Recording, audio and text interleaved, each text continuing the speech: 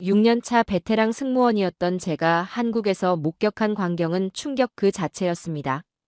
통제도 없고 지시도 없는데 완벽한 질서가 유지되고 있었거든요.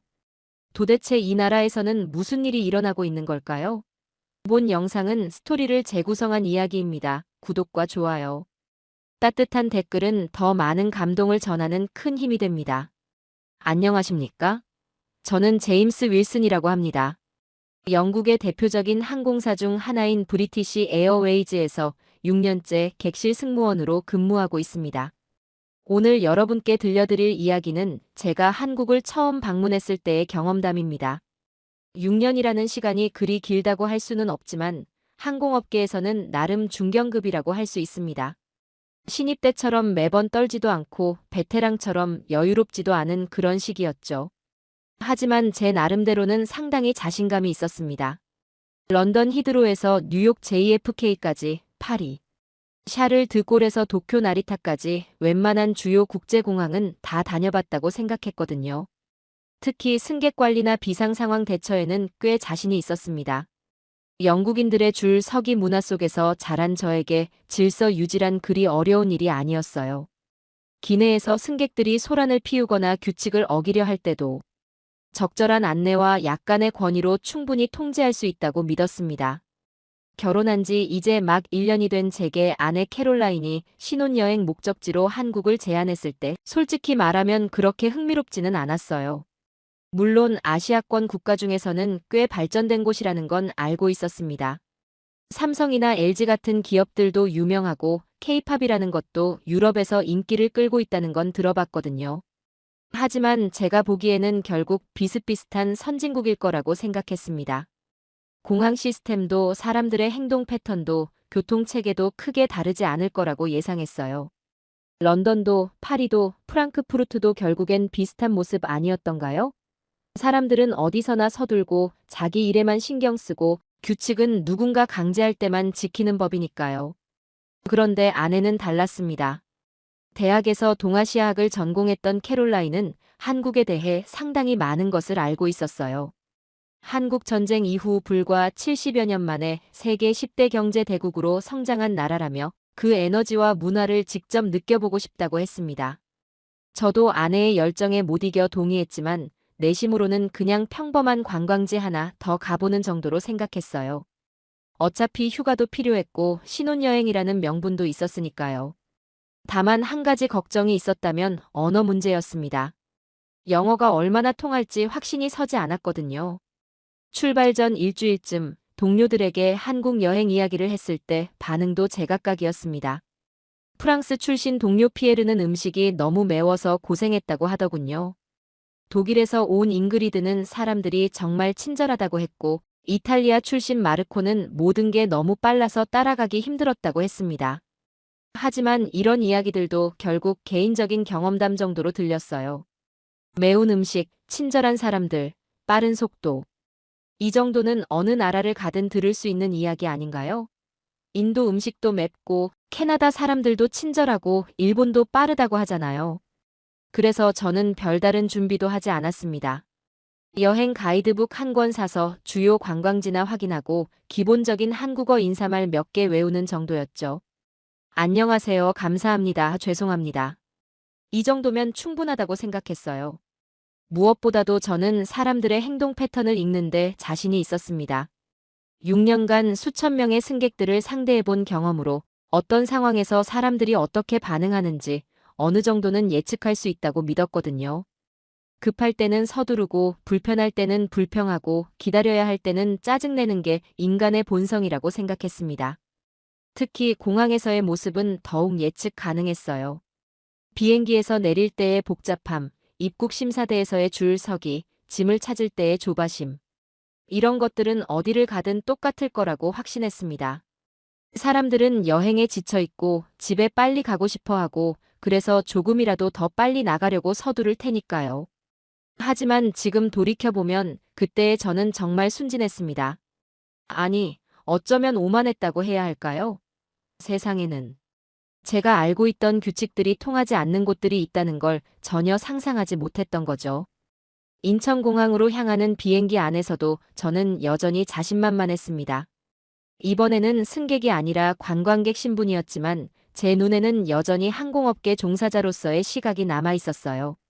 승무원들의 서비스를 평가하고 기내 시설을 점검하고 다른 승객들의 행동을 관찰하는 습관 말이죠. 그리고 몇 시간 후 인천공항에 도착했을 때까지도 저는 여전히 자신만만했습니다. 하지만 비행기 문이 열리는 순간부터 제가 알던 세상의 규칙들이 하나씩 무너지기 시작했습니다. 런던에서 12시간을 날아 인천공항에 도착했을 때는 현지 시각으로 오후 3시 반쯤이었습니다. 장거리 비행 특유의 피로감이 몰려왔지만 직업병이라고 할까요? 저는 습관적으로 주변을 관찰하기 시작했어요. 비행기가 게이트에 도킹되고 기장의 안내방송이 나왔습니다. 한국어로 먼저, 그 다음 영어로. 목소리는 차분했지만 제가 예상했던 건 그 다음이었죠. 벨트 사인이 꺼지자마자 승객들이 우르르 일어나서 머리 위 수화물 칸을 여는 소란스러운 장면 말입니다. 그런데 이상했어요. 벨트 사인이 꺼졌는데도 아무도 움직이지 않더라고요. 처음에는 방송을 못 들었나 싶어서 주변을 둘러봤는데 사람들은 분명히 깨어 있었습니다. 스마트폰을 보거나 가방을 정리하면서 조용히 앉아 있더군요. 제가 탄 좌석은 31번 통로석이었는데 앞쪽 상황이 한눈에 보였어요. 1등석과 비즈니스석 승객들도 마찬가지였습니다. 서둘러 일어나는 사람이 없었어요. 이건 제가 6년 동안 경험했던 것과는 완전히 달랐습니다. 런던이나 파리에서라면 벨트 사인이 꺼지는 순간 복도가 사람들로 가득 찼을 텐데요. 특히 환승 시간이 촉박한 승객들은 벌써 승무원한테 빨리 문을 열어달라고 재촉했을 거예요. 하지만 여기서는 그런 일이 전혀 없었습니다. 그때 제일 앞줄에 앉은 할아버지 한 분이 천천히 일어나셨어요. 연세가 이르는 넘어 보이셨는데 서두르지 않고 차근차근 가방을 챙기시더라고요. 그러자 그제야 두 번째 줄 승객이 일어났습니다. 그 다음 세 번째 줄, 네 번째 줄 순서대로요. 아내 캐롤라인이 제 팔을 톡 건드리며 사람들이 차례를 기다리고 있다고 속삭였습니다. 맞았습니다. 누가 지시하지도 않았는데 자연스럽게 순서가 만들어지고 있었거든요. 저는 무의식적으로 시계를 봤습니다. 이런 식으로 하면 비행기에서 내리는데 얼마나 오래 걸릴까 싶었어요. 그런데 놀랍게도 오히려 더 빨랐어요. 사람들이 서로 밀치지 않으니까 복도가 막히지 않았고 짐을 꺼내는 것도 여유롭게 할 수 있었거든요. 제 차례가 되어 일어나면서 주변을 자세히 관찰해 봤습니다. 사람들 표정이 특별했어요. 초조하거나 짜증스러운 기색이 전혀 없었어요. 오히려 편안해 보였습니다. 마치 이게 당연한 일인 것처럼 말이죠. 비행기에서 내려 입국 심사장으로 향하는 길에서도 마찬가지였습니다. 사람들은 자연스럽게 오른쪽으로 걸었고 급한 사람들만 왼쪽으로 추월해 갔어요. 누가 안내했나 싶어서 표시를 찾아봤는데 바닥에 화살표나 안내 문구가 있는 것도 아니었습니다. 제가 근무하는 히드로 공항에서는 이런 상황이 불가능해요. 직원들이 계속 안내 방송을 하고 바닥에는 화살표가 그려져 있고 곳곳에 왼쪽 통행 표시가 붙어 있거든요. 그런데도 사람들은 자주 헤매고 서로 부딪히곤 하죠. 입국 심사대 앞에서는 더욱 놀라운 광경을 목격했습니다. 여러 개의 줄이 있었는데 한 줄이 짧아지면 다른 줄 사람들이 자연스럽게 그쪽으로 이동하더라고요. 누가 안내하지 않았는데도 말이에요. 특히 인상 깊었던 건 한중년 남성의 모습이었어요. 자기 앞에 줄이 길어지자 옆줄로 이동하려고 했는데 그 순간 앞줄에 노인 부부가 서 계신 걸 보고는 다시 제자리로 돌아가시더라고요. 그리고는 묵묵히 기다리기 시작했습니다. 이런 모습을 보니까 제가 그동안 당연하다고 생각했던 것들이 흔들리기 시작했어요. 사람들은 원래 이기적이고 자기 이익을 먼저 생각한다고 믿었었거든요. 그래서 규칙과 통제가 필요하다고 생각했고요. 하지만 여기서는 달랐습니다. 통제가 없는데도 질서가 있었고 강요하지 않았는데도 배려가 있었어요. 도대체 이 사람들은 어떻게 이런 모습을 보일 수 있는 걸까요? 입국 심사를 마치고 수함을 찾는 곳으로 갔을 때도 마찬가지였습니다. 컨베이어 벨트 주변에 서 있는 사람들을 보니까 뒤쪽 사람들은 자연스럽게 한 걸음씩 뒤로 물러서 있더라고요. 앞 사람이 짐을 찾기 쉽도록 공간을 만들어준 거였어요. 런던에서라면 사람들이 컨베이어 벨트 바로 앞에 바짝 붙어서 서 있을 텐데요. 그래서 뒤쪽 사람들은 자기 짐이 나와도 앞으로 나갈 수가 없어서 밀치고 당기는 일이 벌어지곤 하거든요. 제 짐이 나왔을 때 앞에 서 있던 아주머니 한 분이 자연스럽게 옆으로 비켜주셨어요. 감사 인사를 드리니까 살짝 고개만 끄덕이시고는 미소를 지어주시더라고요. 그 미소가 왜 그렇게 인상적이었는지 모르겠어요. 짐을 찾아서 세관을 통과하는 과정도 순조로웠습니다. 세관 직원분들도 딱히 엄격해 보이지 않았고 오히려 친절했어요. 영어로 간단히 방문 목적을 물어보신 후 한국에 온 것을 환영한다며 인사해 주시더라고요. 공항 밖으로 나오니까 또 다른 세계가 펼쳐졌습니다. 택시나 버스를 기다리는 사람들의 모습이 역시 제가 예상했던 것과 달랐어요. 큰 소리로 떠들거나 서두르는 모습이 거의 없었거든요. 아내가 제 손을 잡으며 사람들이 뭔가 다르다고 정말 차분해 보인다고 말했습니다. 맞았습니다. 이상하게 평온한 분위기였어요. 공항이라는 곳이 원래 스트레스가 많고 복잡한 곳인데 여기서는 그런 느낌이 별로 없었습니다. 제가 6년 동안 쌓아온 경험과 상식이 첫날부터 흔들리기 시작했어요. 도대체 이 나라는 어떻게 돌아가는 건지 정말 궁금해졌습니다. 과연 서울 시내에서도 이런 모습을 볼 수 있을까요? 아니면 공항이라는 특수한 공간에서만 일어나는 일일까요? 그 답을 찾기 위해 저희는 공항버스를 타고 시내로 향했습니다. 인천공항에서 서울 시내로 가는 공항버스 정류장에 도착했을 때 제가 가장 먼저 눈에 띈 것은 줄의 모습이었습니다. 바닥에 특별한 표시도 없고 펜스나 차단막도 없었는데 사람들이 자연스럽게 일렬로 서 있더라고요. 제가 근무하는 히드로 공항에서는 버스 정류장마다 지그재그로 설치된 가이드라인이 있어요. 그래도 사람들은 새치기를 하거나 줄을 무시하는 경우가 종종 있거든요. 특히 퇴근 시간이나 연휴 때는 더욱 심하죠. 그런데 여기서는 달랐습니다. 먼저 온 사람들이 앞에 서고 나중에 온 사람들이 자연스럽게 뒤에 서더라고요. 누가 감시하지도 않고 직원이 안내하지도 않았는데 말이에요. 더욱 놀라운 건 버스가 도착했을 때였습니다. 문이 열리자 맨 앞에 서 있던 70대로 보이는 할아버지가 먼저 타셨어요. 그 뒤를 이어 할머니, 그 다음에 중년 여성분들이 차례로 탔습니다. 젊은 사람들은 묵묵히 기다리고 있었고요. 이 광경을 보면서 제가 무의식적으로 시계를 확인했어요. 이런 식으로 하면 버스 타는데 얼마나 오래 걸릴까 싶었거든요. 런던에서라면 문이 열리자마자 사람들이 동시에 달려들어서 밀치고 당기며 올라탔을 테니까요. 하지만 예상과 달리 승차 시간은 오히려 짧았습니다. 사람들이 서로 밀지 않으니까 넘어지거나 짐이 끼는 일도 없었고 차례차례 올라가니까 오히려 더 빨랐어요. 무엇보다 아무도 짜증내지 않았다는 게 신기했습니다. 버스 안에서도 마찬가지였어요. 좌석이 부족해서 서 있는 사람들이 있었는데 앉은 사람들이 자연스럽게 가방을 무릎 위에 올리거나 다리를 모으더라고요. 서 있는 사람들이 조금이라도 더 편할 수 있도록 배려하는 모습이었어요. 특히 인상 깊었던 건 한 대학생으로 보이는 젊은이의 모습이었습니다. 창가 좌석에 앉아 있었는데 할머니 한 분이 옆에 서시자 조용히 일어나서 자리를 양보하더라고요.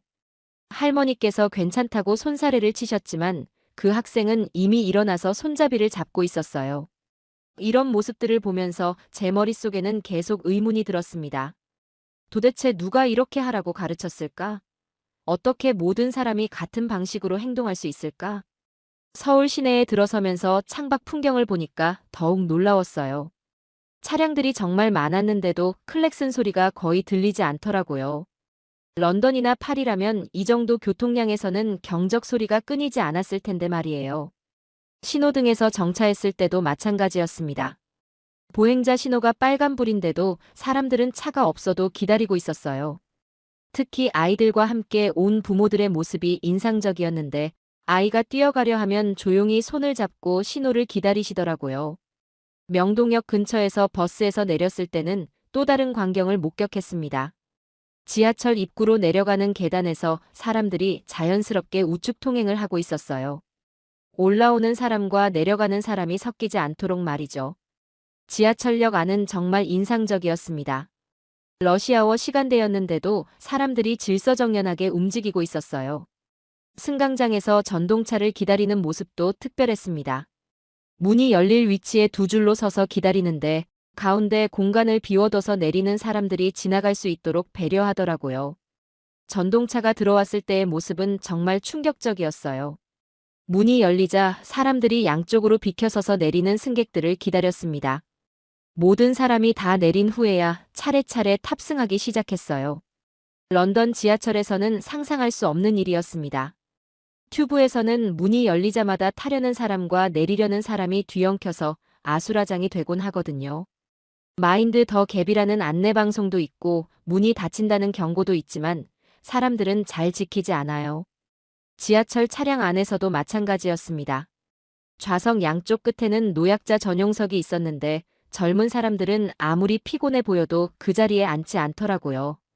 심지어 일반 좌석에 앉아있던 사람들도 나이 드신 분이나 임산부가 타시면 자연스럽게 자리를 양보했어요. 이런 모습들을 보면서 제가 가장 궁금했던 건 이런 행동의 동기였습니다. 사람들이 남에게 보이려고 하는 건지 아니면 정말 자발적인 건지 알고 싶었어요. 그래서 주변을 자세히 관찰해 봤는데 누구도 다른 사람의 시선을 의식하는 것 같지 않았어요.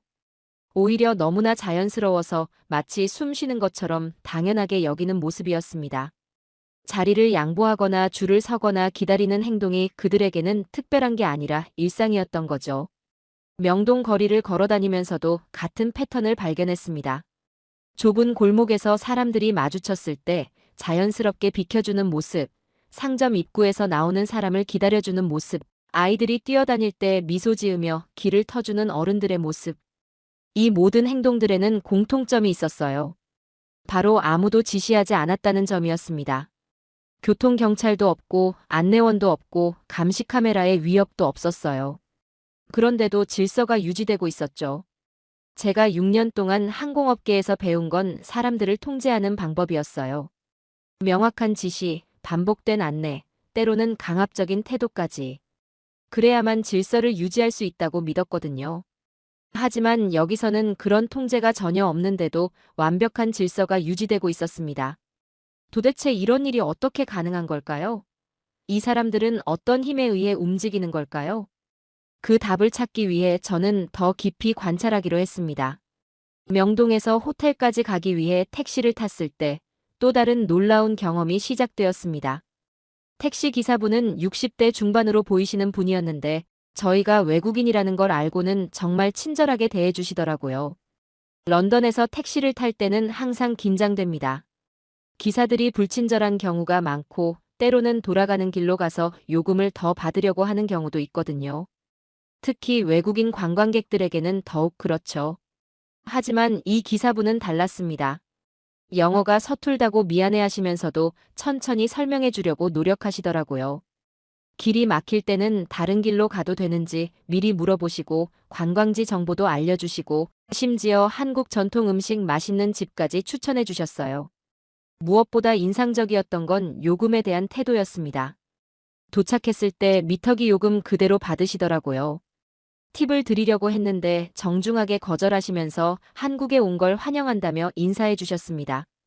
아내가 제게 속삭이듯 말했습니다. 여기서는 사람들이 서두르지 않는다고, 그런데 흐름이 끊기지 않는다고요. 정말 그랬어요. 택시 기사분도 급하게 운전하지 않으셨는데 목적지에는 예정 시간에 정확히 도착했거든요. 호텔 체크인을 마치고 저녁 식사를 위해 나갔을 때도 비슷한 경험을 했습니다. 호텔 직원분이 추천해준 한정식 집을 찾아가는 길이었는데 길을 헤매고 있으니까 지나가던 중년 남성분이 친절하게 길을 알려주시더라고요. 그분은 영어를 거의 못하셨지만 스마트폰 번역 앱을 사용해서 설명해 주시고 심지어 그 식당까지 걸어가면서 안내해 주셨어요. 저희가 미안하다고 하니까 괜찮다며 웃으시더라고요. 그리고는 맛있게 드시라는 인사를 남기고 조용히 가셨습니다. 식당에 들어가서도 놀라운 일이 계속되었어요. 주인 아주머니께서 저희가 외국인이라는 걸 아시고는 메뉴를 천천히 설명해 주시더라고요. 매운 정도도 물어보시고 한국 음식을 처음 드시는지도 확인하셨어요. 더욱 놀라운 건 다른 손님들의 모습이었습니다.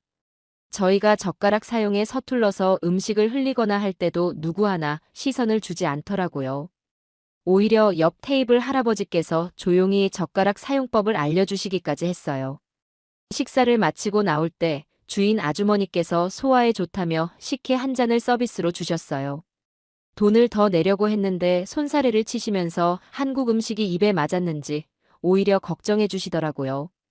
호텔로 돌아가는 길에 편의점에 들렀는데 여기서도 특별한 경험을 했습니다.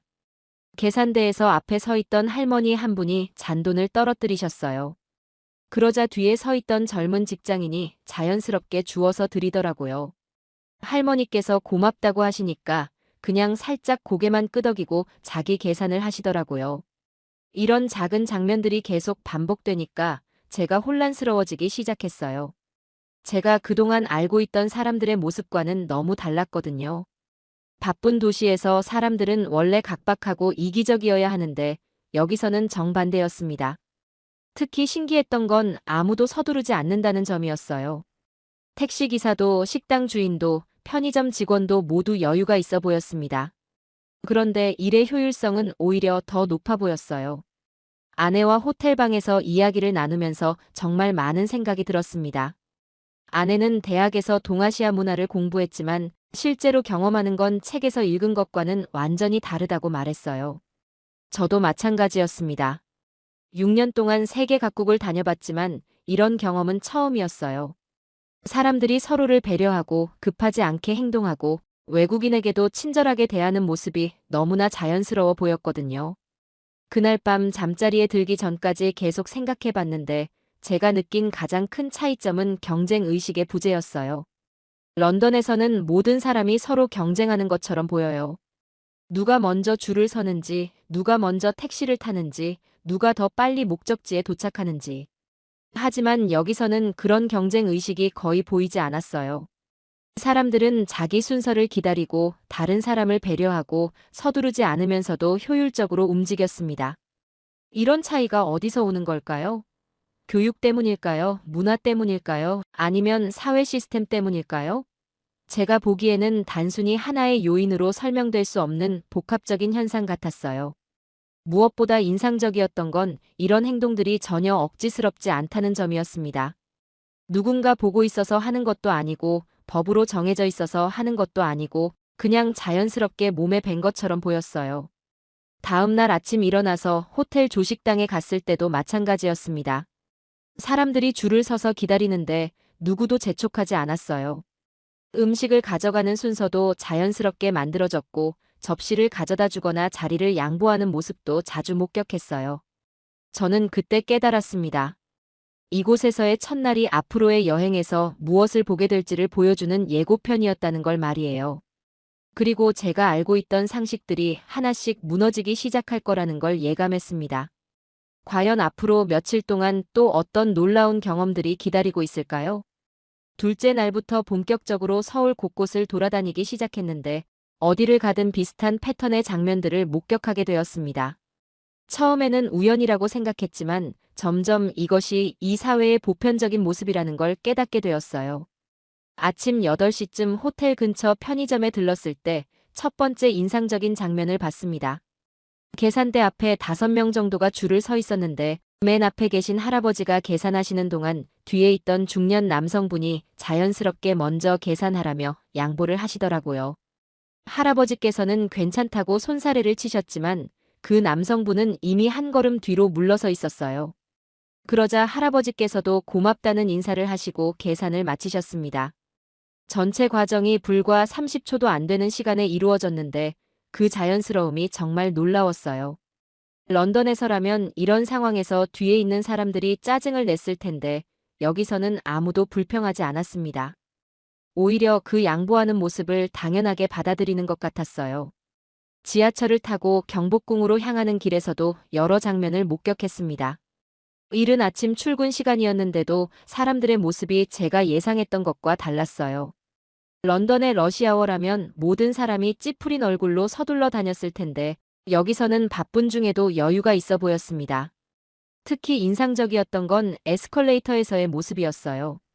사람들이 자연스럽게 한쪽으로 서서 다른 쪽은 걸어가는 사람들을 위해 비워두더라고요. 누가 안내하지 않았는데도 질서정연했습니다. 전동차 안에서는 더욱 놀라운 광경을 봤어요. 한 임산부가 타자 여러 사람이 동시에 자리를 양보하려고 일어났습니다.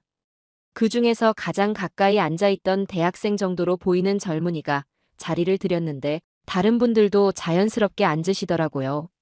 마치 미리 약속이라도 한 것처럼 말이죠. 경복궁 근처에서 내려서 걸어가는 길에서도 비슷한 모습들을 계속 봤습니다. 횡단보도에서 신호가 빨간불인데도 차가 전혀 오지 않는 상황이 있었어요. 그런데 사람들은 모두 신호가 바뀔 때까지 기다리고 있더라고요. 런던에서라면 차가 없으면 그냥 건너는 사람들이 많은데 여기서는 달랐습니다.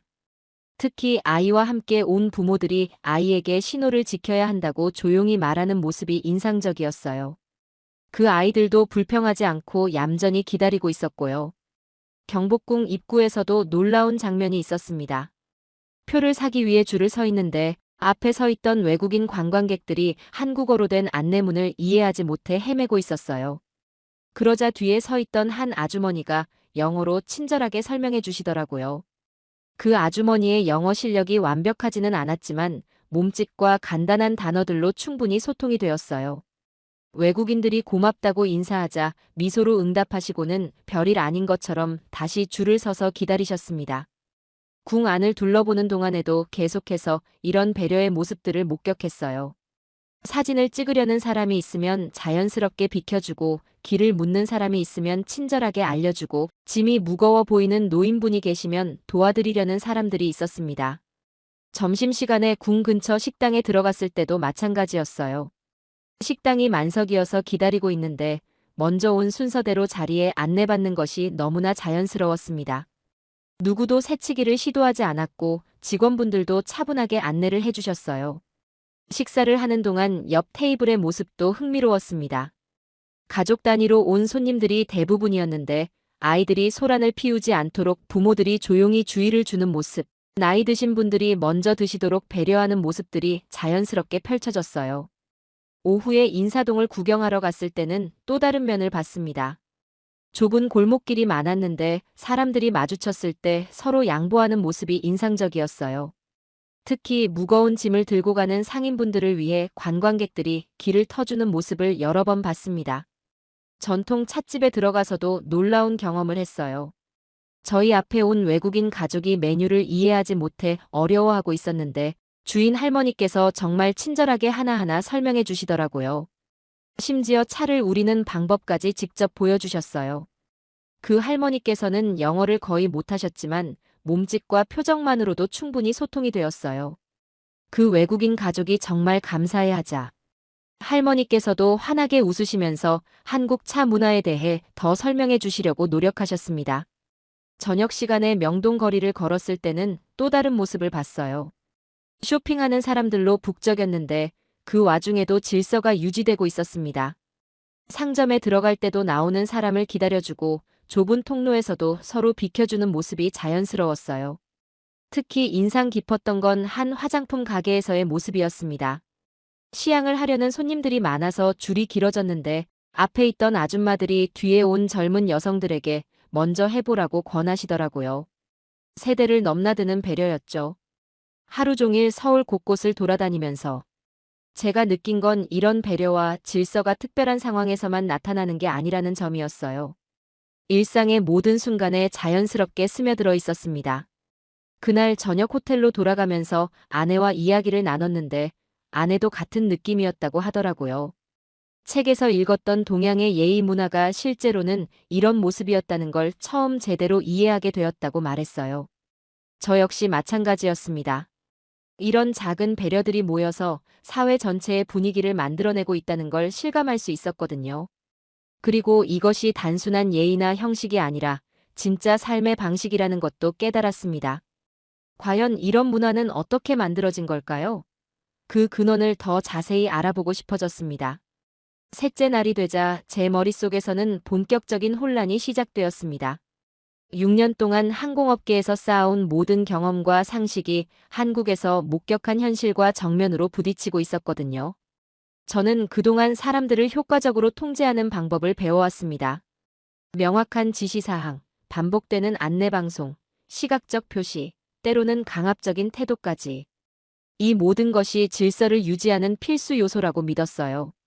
사람들은 본능적으로 이기적이고 자기 편의만 생각하기 때문에 외부의 통제가 없으면 혼란이 온다고 확신했습니다. 브리티시 에어웨이즈에서의 일상이 그랬어요.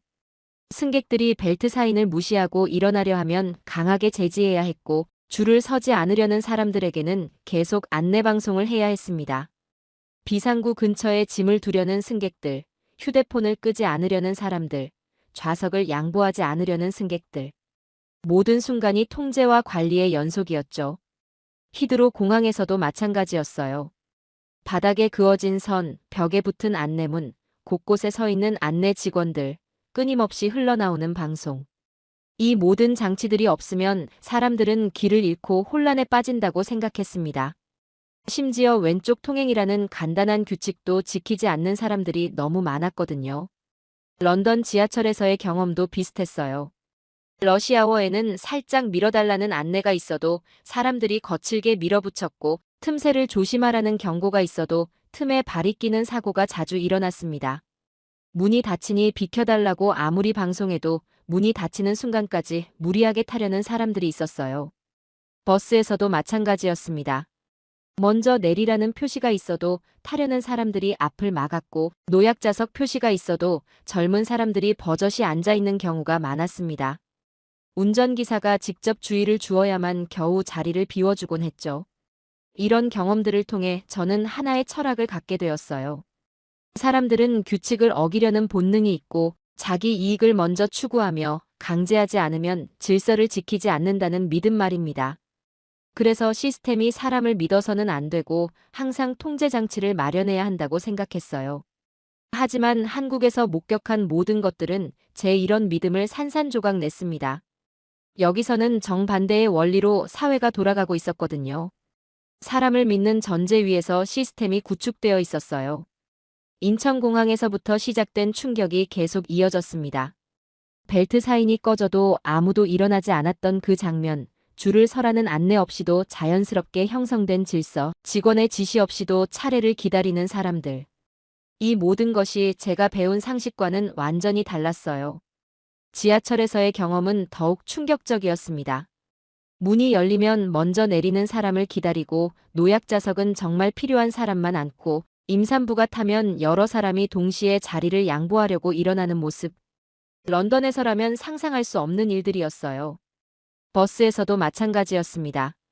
나이 드신 분이 먼저 타시도록 기다리고, 좁은 공간에서도 서로 배려하고 내릴 사람이 있으면 자연스럽게 길을 비켜주는 모습.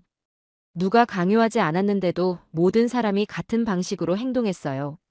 가장 놀라웠던 건 이런 행동들이 전혀 억지스럽지 않다는 점이었습니다. 런던에서 가끔 보이는 의무적인 예의나 형식적인 친절이 아니었어요. 정말 자연스럽고 당연한 것처럼 보였습니다. 경쟁이 없는데도 효율이 나온다는 것도 이해하기 어려웠어요.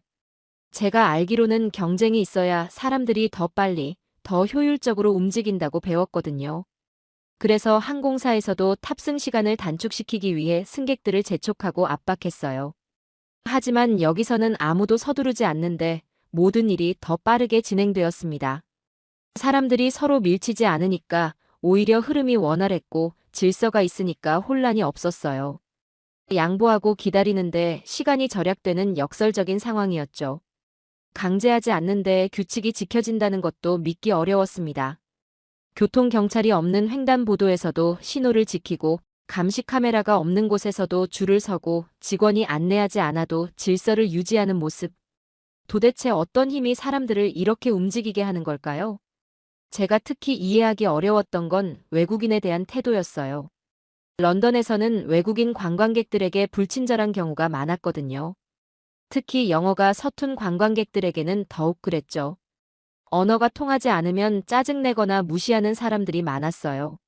하지만 여기서는 정반대였습니다. 영어를 못하시는 분들도 몸짓과 표정으로 최선을 다해 도와주려고 하셨고, 길을 모르면 직접 안내까지 해주시는 경우가 많았어요. 마치 손님을 대접하는 것처럼 친절하게 대해주셨습니다. 이런 모습들을 보면서 제가 가장 혼란스러웠던 건 동기의 문제였어요. 런던에서 사람들이 친절할 때는 대개 뭔가 이유가 있었어요. 팁을 받기 위해서거나 회사 규정 때문에거나 평가를 받기 때문이거나.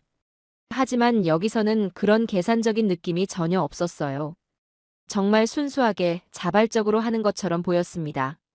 누가 보지 않아도 보상이 없어도 의무가 아니어도 그렇게 행동하는 모습이었어요. 이건 제가 배운 인간 심리학이나 행동 경제학으로는 설명이 안 되는 현상이었습니다. 그날 밤 호텔에서 혼자 생각해봤는데 제가 6년 동안 배운 모든 것들이 잘못되었다는 결론에 도달했어요. 적어도 이 사회에서는 말이죠. 사람을 불신하고 통제하는 방식이 아니라 믿고 기다리는 방식이 더 효과적이었습니다. 그런데 이런 깨달음이 오히려 더 큰 궁금증을 불러일으켰어요. 도대체 어떻게 이런 사회가 만들어질 수 있었을까? 이런 문화는 하루아침에 생긴 게 아닐 텐데 그 뿌리는 어디에 있을까요? 넷째 날, 저는 특별히 한 가지에 주목해서 관찰하기로 했습니다. 바로 연령대별 행동 패턴이었어요. 지금까지 전체적인 분위기에만 집중했다면 이제는 누가 이런 분위기를 만들어내고 유지하는지 알고 싶었거든요. 아침 일찍 남산공원으로 산책을 나갔을 때 첫 번째 실마리를 발견했습니다. 6시 반쯤 되니까 벌써 많은 분들이 운동을 하고 계시더라고요. 대부분 50대 이상으로 보이는 중장년층이었는데 그분들의 모습이 정말 인상적이었어요. 등산로에서 서로 마주칠 때마다 자연스럽게 인사를 나누시는 모습, 좁은 길에서 상대방이 먼저 지나가도록 비켜서는 모습, 쓰레기가 떨어져 있으면 당연하다는 듯이 주워서 쓰레기통에 버리는 모습.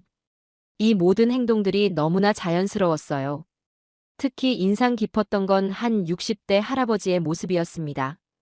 등산로를 내려오시는데 앞에 젊은 커플이 천천히 걸어가고 있었어요. 런던이었다면 뒤에서 재촉하거나 추월하려고 했을 텐데 그 할아버지는 묵묵히 그 속도에 맞춰 따라오시더라고요. 그러다가 길이 넓어지는 지점에서 그 커플이 할아버지를 먼저 보내드리려고 양보했는데 할아버지께서는 괜찮다며 손사래를 치시면서도 고맙다는 인사를 정중하게 하셨어요. 그 자연스러운 예의가 정말 놀라웠습니다. 오전에 광화문 일대를 걸어다니면서도 비슷한 패턴을 발견했어요. 버스 정류장에서 버스를 기다리는 사람들을 보니까 나이 드신 분들이 자연스럽게 질서를 만들어내고 계시더라고요. 먼저 온 순서대로 줄을 서고 버스가 오면 노인분들부터 먼저 태우는 분위기를 만드시고요. 젊은 사람들도 이런 분위기를 자연스럽게 받아들이고 있었어요. 마치 오랫동안 학습된 것처럼 말이죠. 누가 가르쳐주지 않아도 어떻게 행동해야 하는지를 알고 있는 것 같았습니다. 지하철에서도 마찬가지였어요. 50대, 60대로 보이는 분들이 자연스럽게 질서를 주도하고 계셨습니다. 전동차에서 내릴 때도 서두르지 않으시고 타실 때도 뒤에 오는 사람들을 배려하시고 차 안에서도 조용히 계시면서 다른 승객들에게 불편을 주지 않으려고 노력하시더라고요. 특히 놀라웠던 건 한 50대 아저씨의 모습이었어요. 지하철에서 젊은 여성이 무거운 짐을 들고 어려워하자 자연스럽게 도움을 주시더라고요. 말로 묻지도 않으시고 그냥 짐을 들어주셨는데 그 여성이 고맙다고 하자 당연하다는 표정으로 미소만 지으셨어요. 점심시간에 시장 구경을 갔을 때는 더욱 선명하게 볼 수 있었습니다. 전통시장의 상인분들, 대부분 중년 이상의 연령대셨는데 외국인인 저희를 정말 따뜻하게 맞아주시더라고요. 한 과일가게 아주머니께서는 저희가 배를 사려고 하니까 직접 깎아서 시식시켜 주시면서 어떤 것이 더 달고 맛있는지 친절하게 설명해 주셨어요. 영어가 서툴다고 미안해하시면서도 최선을 다해 소통하려고 노력하시는 모습이 정말 감동적이었습니다. 떡집 할머니께서는 저희가 한국 전통떡에 관심을 보이자 하나씩 맛보라며 여러 종류를 주시더라고요. 돈을 내려고 하니까 손사래를 치시면서 한국 음식이 입에 맞는지 물어보시기까지 했어요. 이런 모습들을 보면서 제가 깨달은 건 이 사회의 기본적인 톤을 만들어내는 것이 바로 이 세대라는 점이었어요. 50대, 60대, 70대 분들이 자연스럽게 보여주시는 배려와 예의가 사회 전체의 분위기를 이끌어가고 있었습니다. 오후에 덕수궁 돌담길을 걸을 때도 같은 패턴을 봤어요.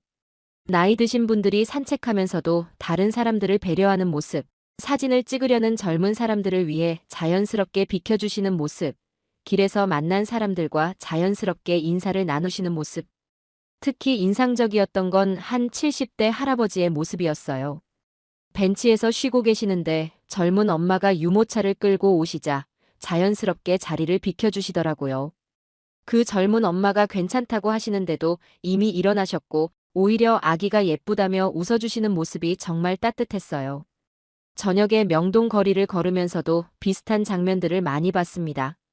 중년 부부들이 쇼핑을 하면서도 다른 사람들을 배려하는 모습, 식당에서 젊은 사람들에게 먼저 주문하라고 권하시는 모습, 복잡한 거리에서도 질서를 유지하려고 노력하시는 모습.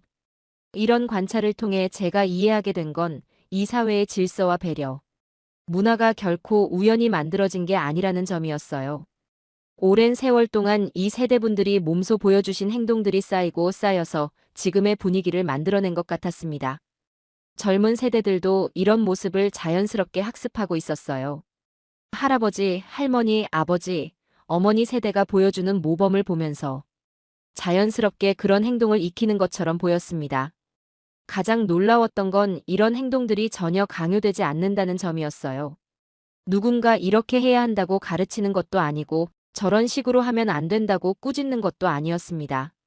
그냥 자연스럽게 보여주시는 모습만으로도 충분한 교육이 되는 것 같았어요. 제가 특히 감탄했던 건 이분들의 일관성이었습니다. 누가 보는 곳에서나 안 보는 곳에서나 아는 사람 앞에서나 모르는 사람 앞에서나 항상 같은 태도를 보이시더라고요. 이런 일관성이야말로 진정한 품격이라는 생각이 들었습니다. 그리고 이런 모습들이 결코 옛날 방식을 고집하는 게 아니라는 점도 인상적이었어요. 스마트폰도 능숙하게 사용하시고 새로운 문물도 받아들이시면서도 기본적인 예의와 배려는 절대 포기하지 않으시는 모습이었습니다. 그날 밤 정리해본 결론은 이것이었어요. 한국 사회의 독특한 질서와 배려, 문화는 하루아침에 만들어진 게 아니라 오랜 세월 동안 중장년층이 보여주신 삶의 태도가 축적되어 형성된 것이라는 점이었습니다. 그리고 이런 문화가 지금도 계속 전수되고 있다는 것도 확인할 수 있었어요. 다음 세대로, 그 다음 세대로 자연스럽게 이어져 내려가고 있었습니다. 정말 존경스러운 일이었습니다. 마지막 날 제가 무엇을 느끼게 될지 궁금해졌어요. 마지막 날 다시 인천공항에 서게 되었을 때 저는 완전히 다른 사람이 되어 있었습니다. 며칠 전 처음 도착했을 때의 자신만만했던 모습은 온데간데 없었어요. 대신 겸손함과 경외감이 마음을 가득 채우고 있었습니다. 체크인 카운터로 향하는 길에서 제가 놀란 건 스스로의 변화였어요. 이번에는 관찰하려고 애쓰지 않았습니다. 분석하려고 하지도 않았고요. 그냥 자연스럽게 줄에 섰고 차례를 기다렸습니다. 마치 이곳 사람들처럼 말이에요. 앞에 계신 할아버지가 천천히 수속을 밟으시는 동안 저는 짜증내지 않았어요. 런던에서였다면 벌써 시계를 여러 번 봤을 텐데 그냥 기다렸습니다. 옆에 서 있던 아내도 같은 마음인 것 같았어요. 우리 둘 다 며칠 전과는 다른 사람이 되어 있었거든요. 보안 검색대를 지나면서도 마찬가지였습니다. 줄이 길어서 시간이 오래 걸렸지만 아무도 불평하지 않았어요. 저도 그 분위기에 자연스럽게 동화되어 있었습니다. 굳이 이유를 찾으려 하지 않았어요. 그냥 그것이 맞는 방식이라고 느꼈습니다. 출국 심사를 마치고 대기실로 향하면서 지난 며칠을 돌이켜봤습니다. 처음에는 호기심이었고, 그 다음에는 놀라움이었고, 세 번째는 혼란이었고, 네 번째는 감탄이었어요. 그리고 지금은 깊은 성찰에 빠져 있었습니다. 제가 6년 동안 배운 모든 것들이 잘못되었다는 게 아니었어요. 다만 세상에는 제가 알지 못했던 다른 방식이 있다는 걸 깨달았습니다. 더 나은 방식이 있다는 것을요. 런던으로 돌아가는 비행기를 기다리면서 면세점을 둘러봤는데 여기서도 같은 패턴을 봤어요. 사람들이 서로 배려하고 줄을 지키고 급하지 않게 쇼핑하는 모습. 이제는 이런 모습이 낯설지 않았습니다. 오히려 당연하게 느껴졌어요. 탑승구 앞에서 기다리는 동안 제 머릿속에는 하나의 결론이 명확하게 자리 잡았습니다. 이 나라의 진짜 경쟁력은 화려한 공항시설도 빠른 인터넷도 최신 기술도 아니었어요. 바로 사람이었습니다. 사람을 믿는다는 것, 기다린다는 것, 양보한다는 것. 이런 가치들이 모여서 만들어내는 힘이야말로 진정한 경쟁력이었어요. 제가 그동안 중요하다고 생각했던 효율성이나 속도는 이런 기반 위에서 자연스럽게 따라오는 부산물에 불과했습니다. 탑승이 시작되었을 때 제가 본 광경은 정말 마지막 교훈이었어요.